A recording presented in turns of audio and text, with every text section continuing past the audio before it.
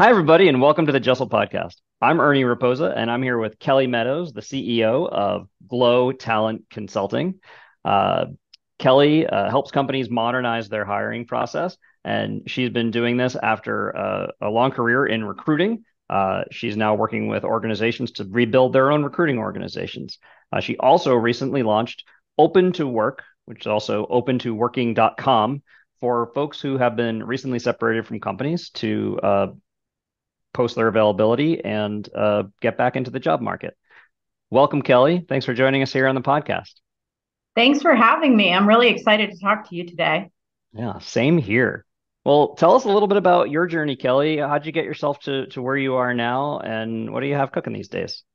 Yeah, well, I started in staffing out of college, which I think is really unique. I spent my entire career in technology staffing, helping companies grow their recruiting and sales teams to fill positions for some of the smallest and largest companies Yep. in the U.S.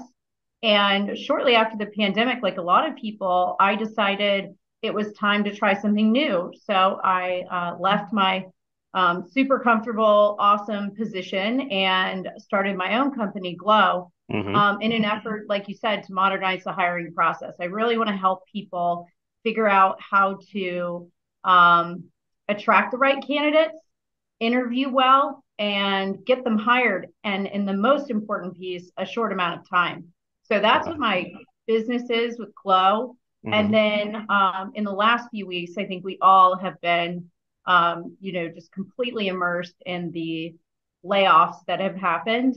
Yeah. And I just felt really pulled to do something different. I've used job boards my entire career. I have never thought in a million years that I would make a job board, but I was drinking coffee one morning and I thought I wanted to help. And I was Googling layoff job boards to see if I could send one out on LinkedIn. Sure. And and I couldn't find one. And so then I went down the rabbit hole of finding out how hard it is to make a job board. Hmm. And I figured it out and I built one. And so now I'm sort of on two paths.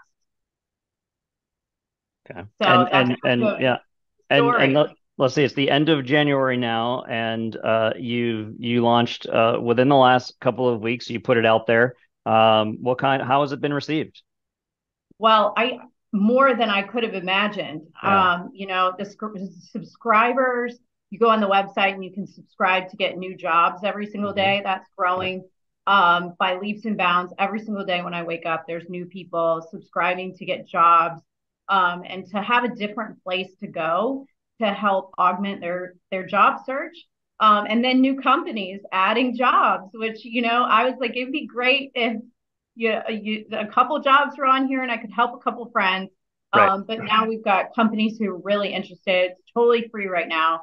So Right. people are adding their jobs and adding profiles so they can interact with each other. So it's And been and it'll be exciting. and it'll be free to job seekers, but companies will eventually need to pay to access the pool or the community of job seekers. Exactly. Yeah. So Okay. the way I set it up, completely free to job seekers, just like any tool that you want to use Yep. as a job seeker. And I'm going to be adding additional tools and tricks for job seekers to use on the website so that they have even more at their disposal to create better resumes and have better interviewing techniques. Hmm. Right now, I've got 100 free job ads that I'm pushing out so everybody can go on and add their job ads for free. But I do want to speak to our small business community and startups. So I'm keeping the cost at a fraction of what you would pay on other job boards. And I'd like to see how I can make that part of the future. There's just so much cost involved with advertising your jobs today. And Hmm. then there's so much mess and noise around how many applicants you receive and the process by which you do that. So I'm Right. hoping that we can add some value just around how you build job descriptions, how you get people to be interested in your company, and sort of reinvent that whole process. That's great. And saw it myself, and you're right. I mean, it's in the news. Every other day we're hearing about some household name company walking a bunch of people out the door physically and virtually.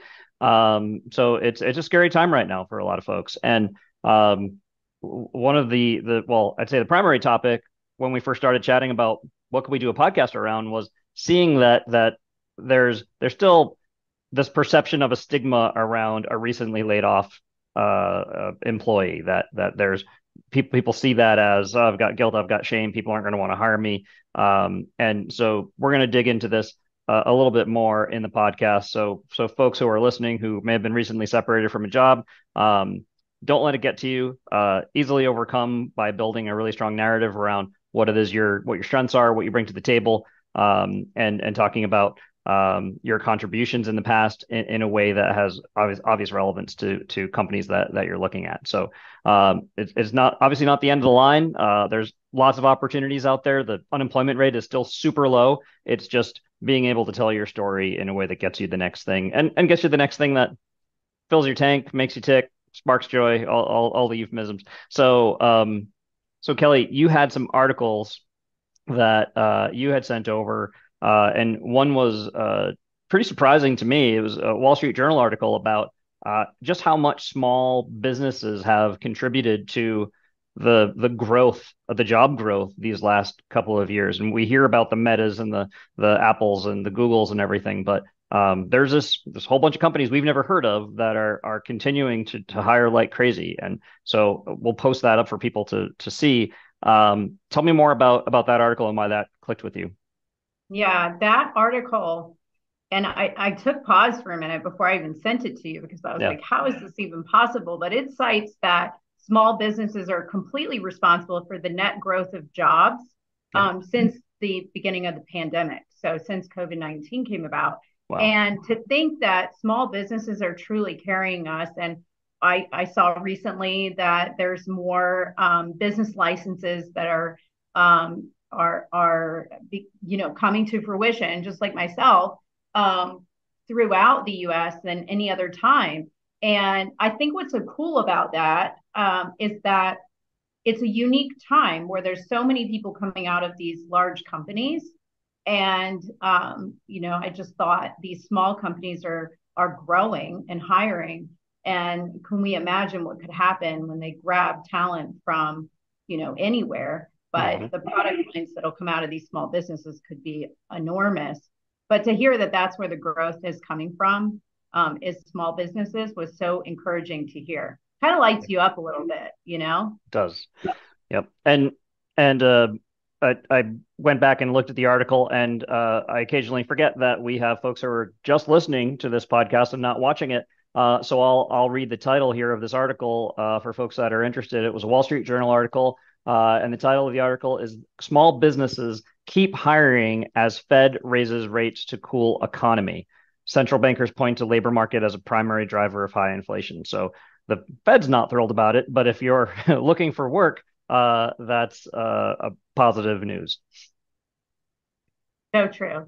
It's something that I think we'll see a lot of articles about in the next couple of quarters for sure. Yeah. Yeah. The second article that I was looking at where big companies have stayed flat was really Mhm. interesting as well to think about, or Right. have continued to grow as well. Yep. Um, Yeah. And but this and not this in is this was the LinkedIn article by Jake Perez, that remote layoffs become a harsh reality article. that. Yes, Okay. absolutely. Yeah. And that was the one where, even though there's a whole bunch of layoffs happening right now, the net growth is still in the positive numbers for a lot of these companies, right? Over the last, True. I forget how Yeah. much time that was. Yep. Yeah, I think the one that stood out to me the most was Microsoft. So they cited that they hired 40,000 people last year, which is just such a hard number to even understand, right? Right. Unless you've Right. lived that. And of course, it's been in the news how many people they laid off, but they still netted positive. And the same story is there with the rest of the companies that, hired up in the last year, that they're still netting positive in terms of job growth, which is interesting because we come to LinkedIn or anywhere on the internet, and there's just such a flurry of, recession, recession, recession. There's no, everyone's losing their job and Right. can It's become really. headlines, right? Yeah. It creates quite a bit of fear and uncertainty out there for the folks that are working, and it's not like companies leadership at all these companies can say we're never going to lay anybody off to calm that down, because you can never say never. But it's not doing, that silence isn't doing much to alleviate the FUD, right? The fear, uncertainty, and doubt out there. Um, Mm-hmm.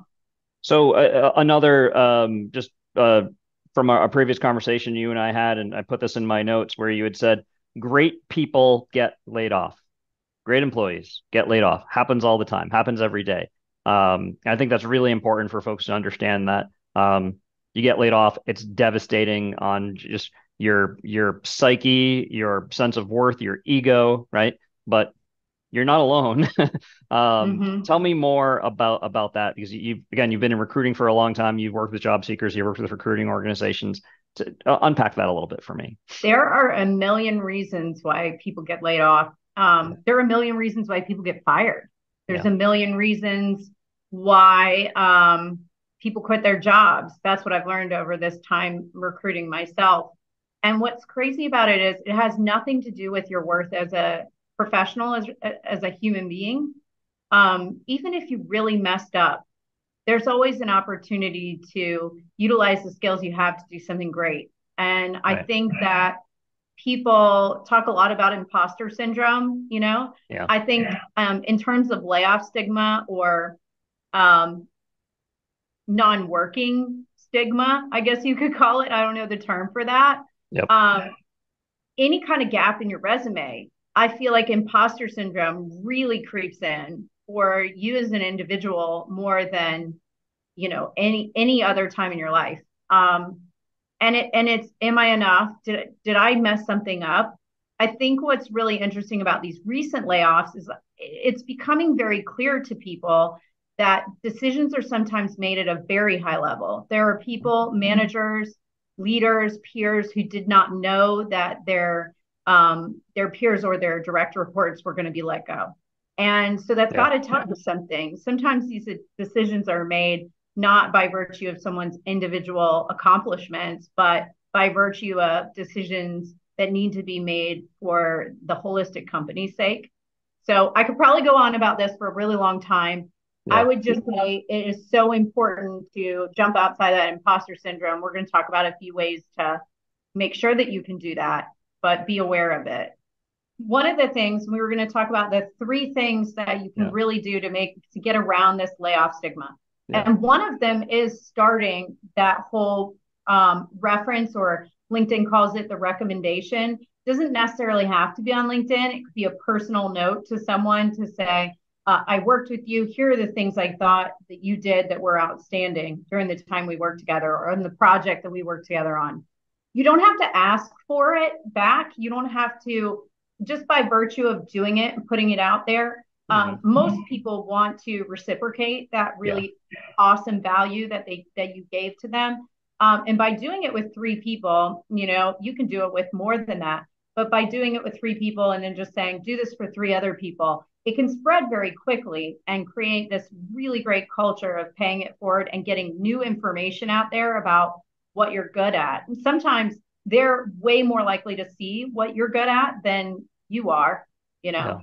Yeah. And people also there's hesitation around, well, I haven't talked to so and so in years. They're going to judge me for only reaching out when I needed something. Everybody's busy. Everybody gets, all of a sudden it's been 5 years since you've talked to different people. It's just human nature. So you don't feel like you're being a friend of the moment, or whatever. Don't have that saboteur. They'll probably just be happy to hear from you, and you have a reason to reconnect. So don't let that hold you back either. Right. Yep. Absolutely. Don't let it hold you back. There's no reason to think that it wouldn't be met with anything but open arms. But I think giving something's always the best way to be able Right. to start that Right. relationship again. Okay. Well, so of the three, so that's number one. We went all over on number one. Um, Yeah. no, so number two is ask for a resume review. Right. So there's a lot of this out on LinkedIn right now. There's a lot of coaches that build resumes for you, and that's an awesome service as well. But I Hmm. think people that you worked with intimately during your time at a specific company are better to review your resume than anyone else. They have Yeah. a really good eye and do it for them, and that way you make it kind of like a project for both of you to see what works and what doesn't. I also think people think they have to have one resume, you know, it's written in stone or blood or whatever, and this is my Right. resume. And if I send this resume to this company, I have to send that resume to the other company.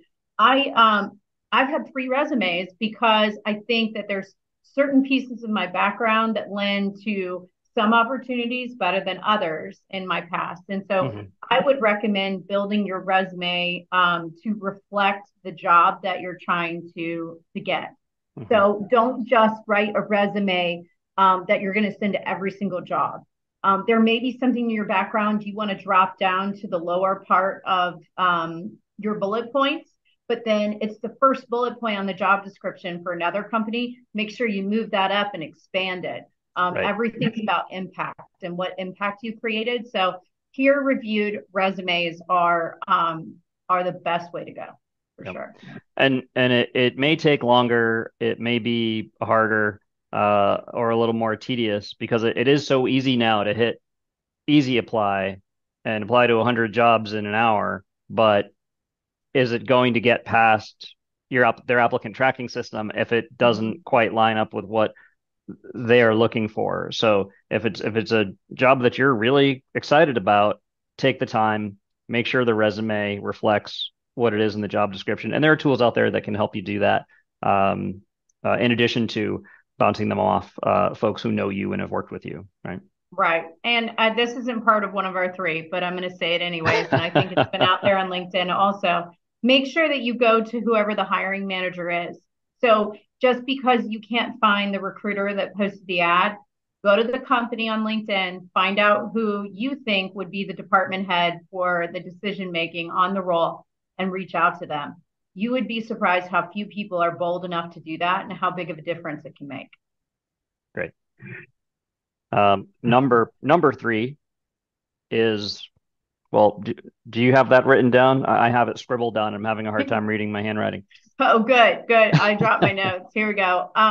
So our third one was to have conversations with everyone that we hit Yep. on earlier. Yeah. I think the most important thing that you can do is just like I was previously saying, reach out to the hiring manager, reach out to somebody that's at the company, really research the companies you're applying to, figure out why you like them. I think when you're in a job search or you're having this imposter syndrome thing going on, you're just like, anybody that thinks I'm worth the time. But I think it's genuinely helpful to reach out to someone at the company that maybe would even be a peer or in a completely different department to understand what the company's like. There's all these Yeah. sites like Glassdoor and now there's Fishbowl. You can figure out what the culture is, but it's more impactful to develop a personal relationship with somebody to understand whether or not this is really a company that you want to be taking a look at. So, and don't stop at one person. Like, it's okay if you become the weird person that's reaching out to everyone. At least you're getting, bad PR, good PR. Right. So, yeah. You're getting feedback, Mm-hmm. generally as a result of that. And my co-founder, Dan, who had this epiphany that Jessel would be a fun thing to do, that's how he started learning about this space. I mean, neither one of us are recruiters or have any particular insight into what the market is like out there. We just saw that, man, this is challenging. We should get folks who know more than us together to talk about this stuff. But he just started putting himself out there and sharing his journey because he started out Mm-hmm. pretty overconfident and cocky in his job search and realized that it was not like his last job search. So and Yeah. it was months later where he was starting to have a lot of those thoughts around what you were just talking about, like the saboteurs, am I good enough? And really leverage the network that was out there. And that lifted him up a bit and got him over the line. So use it. It's out there. And as far as getting the LinkedIn algorithms to notice you, you have to be in there clicking, liking, commenting, and you start to raise your visibility. So for the introverts out there, buckle down, right? I mean, you really have to do a bit more networking than you're used to. Yeah. Right. Or, everybody has expertise in different areas. Like Yeah. look up those tags, find something that you're interested in and comment on that. I think a lot of people have a hard time with self promotion, Yeah. I think it's super important to be able to do that, but the first step in for someone who is an introvert or a lot of developers that I talked to for a million years, commenting on a subject matter just comes naturally and they Yeah. can provide really great advice. So that might be the best way to go in is looking for groups or subject matters that are specific to your expertise. Hmm. Yep. Okay. And we added a bonus um, thing to overcome stigma. Um, for folks who maybe have more recently experienced a separation, when you're out there talking to other companies, talking to folks in your network, it can be tempting to have not pleasant things to say about your former employer, regardless of what happened there. You got to keep it positive. Take away the what you learned from there, the people that you met there, because if you bring that into a job interview or um, other conversations with potential employers, that can that can muddy the waters a bit, and raise some questions around your character, right? So that's something that actually came up while I was talking to a resume writing professional on the advice she gives folks going into interviews. You keep it neutral, keep it positive, and be just straight about how things went down, right? Right. And focus on the experience that you gain that's leading you to the next Right, thing. So right, it's all about impact. I've thought about this a lot when I was going into Glow, impact on resumes versus job descriptions that are bullet points. So I yeah, think a lot of times people look back in a same way that they view those two things. They look forward for impact, but look back as a list of tasks that they had to complete. And sometimes I can get a little bit negative, but every yeah, single experience you had has created better background for you to take on a bigger thing. So mhm, making sure that you're looking into whatever difficult environments that you've been in for the areas that you've been able to strengthen in your own skill base can make a world of difference in an interview and how you answer a question around that particular piece for and whether sure. or not it's taken the right way. Yep, yep, It's a good. tough one. Yeah. Yep. Everything is a gift in the sense of it being a lesson, right? Mm-hmm. Um, Mm-hmm. good.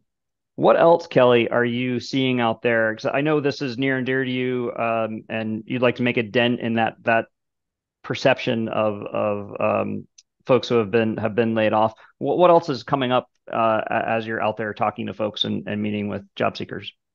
I think what's so interesting about the job search process is that it has not evolved. It's still the Yeah, same that it yeah, was when when I started recruiting. And a lot, everybody interviews in a different way. And it can be difficult to create a powerful methodology for winning an interview or hmm, even getting your resume seen at this point, of course. But um, I think there's a lot of different companies coming out really wanting to help with the process. hmm, There was a company I saw recently called Teal yes, that I'll send you the link for, and their product helps is essentially like an ATS or a CRM um, for the job interview process. So you can keep up with all the companies that you're interviewing with, level up your resume, different things like that. I think there's a lot of companies that are more consumer based than maybe used to be. hmm, But it still remains the job interview process has not evolved past sometimes the popularity contest, right? I Hmm. know the most people, just like Instagram likes. And getting past that is something that you've got to navigate as a job seeker. And so that's one thing that I've seen as a really big theme, people having to go through the same lines. Don't be afraid to do something a little bit different, build your personal brand in different ways, pick up multiple different side hustles or new ways of working.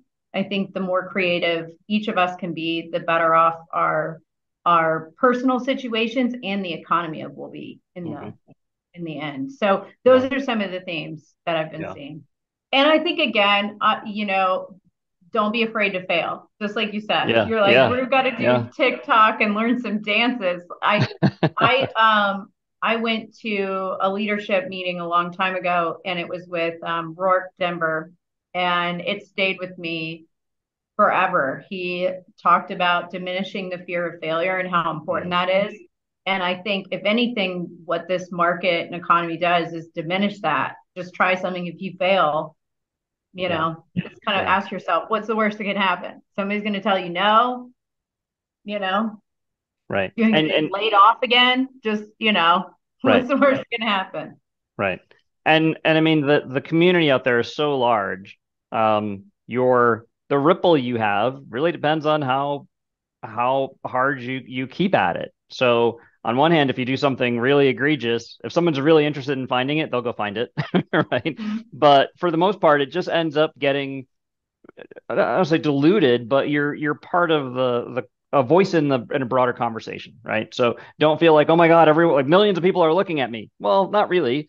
You're hundreds of people might, but and the more you do it, the more your network grows. So it's a little bit like stage fright, right? It's once you Mm-hmm. get out there and you're up on stage, what's the worst that can happen, right? Right. Well, Kelly, believe it or not, we are at time. So I am, we could probably have talked another 2 hours about this stuff. I think we're both passionate about this. Would love to have you back for a panel or to check in on how opentoworking.com is going.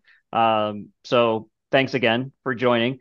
Is there anything you want to leave with folks who are recently laid off, looking for work? What are your parting thoughts for folks this weekend? That's a big question.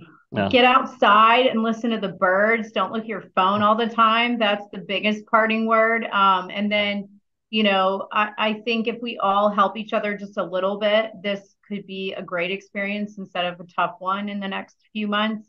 Um, People are getting jobs in shorter amount of time, and there's so many opportunities out there. So I guess my parting words are: don't give up, take a little time for you, and keep smiling, and something good will happen. Love it. Thanks, Kelly. Have a fantastic weekend. Thanks for joining us. And thanks to everybody for listening and watching this podcast.